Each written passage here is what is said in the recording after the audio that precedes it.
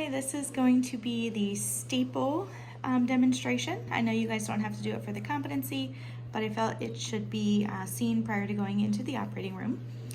This is a typical staple gun.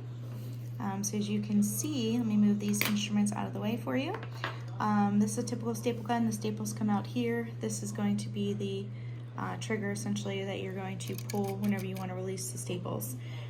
Also on the staple gun you will see the numbers here, so your scrub tech or your scrub nurse will go ahead and keep an eye on that just to know if they need a new staple gun put on the field or not. The other thing with the staple gun is you can see this right here.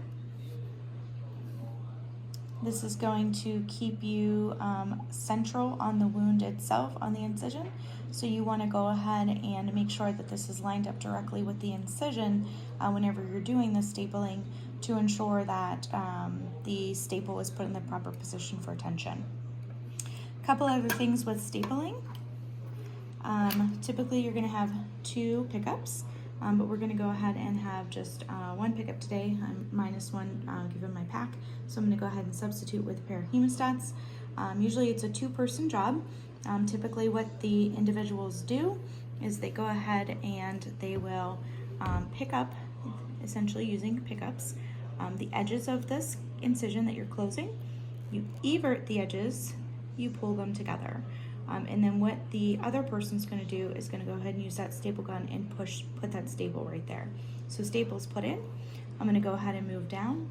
I'm going to pinch the edges, evert them, pull them together. Staple's going to be administered. I'm going to move down. I'm going to pinch the edges, evert them, push them together. Staple's going to be administered. And that's typically how it's done in the operating room. And either person can do that. So it's usually whoever has the staple gun is at the better angle for the incision. Sometimes you will have to do the staple gun individually. I have had to do that on time to time. So you can take a pair of pickups and do it yourself.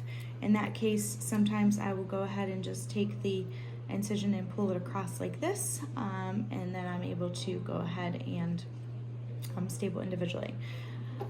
Last pointer with the staple gun, you want to make sure that you are pushing in, and you want to make sure that this top part of the staple is at like a 90 degree. So I'm not like this, I am more like this on the person to make sure that it gets proper placement. The other thing, you want to make sure you push so you get that staple in there and it's not kind of hanging out outside. And I'll show you one where you don't push and one where you do. Okay, so I'm going to go ahead and put a couple staples in.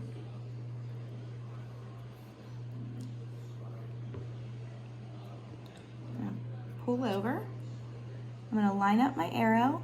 I'm going to push this up. I'm going to push that down and squeeze.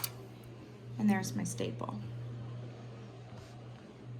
Okay, let's do one more. So I'm going to go ahead and pull together. I'm going to line up my arrow. I'm going to lift this up, push down, and squeeze. And you can see, if I don't push down, and I just stick a staple in there, it is very floppy. So you get close, you can see this. And these ones don't really do that. They're pretty stuck in there. So you can see how that's done. We also have a special tool that is very similar to hemostats. Whenever we go ahead and take them out, you actually stick it underneath the staple like this, and there is a button that you push down.